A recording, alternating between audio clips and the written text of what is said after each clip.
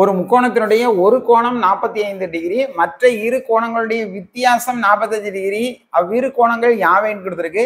அப்போ இப்போ ஒரு கோணம் நமக்கு கொடுத்துருந்தாங்கன்னா இந்த ரெண்டு கோணமும் நமக்கு தெரியும். என்னன்னா மொத்த கோணம் 180, அதுல 65 டிகிரியை கழிச்சிட்டோம்னாக்கி 115 டிகிரி. அப்போ பியையும் பி கோணத்தையும் சி கோணத்தையும் கூட்டினோம்னா நமக்கு 115 டிகிரி. ரெண்டு கோணங்களுடைய வித்தியாசம் பி கழித்தல் சி ஈக்குவல் டு 45ன்னு கொடுத்துருக்குறாங்க. இந்த ரெண்டு ஃபார்முலாவையும் நம்ம கூட்டும் போது சி கேன்சல் ஆயிரும். அப்போ 2b ஈக்குவல் டு ரெண்டையும் கூட்டுங்க 10, 16, 1. அப்போ பி ஈக்குவல் டு 160.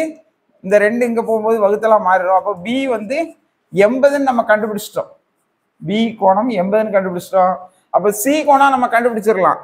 இந்த பியில கொண்டு வந்து 80 பிரதியிடுங்க. அப்போ சி ஈக்குவல் டு 115 கழித்தல் 80.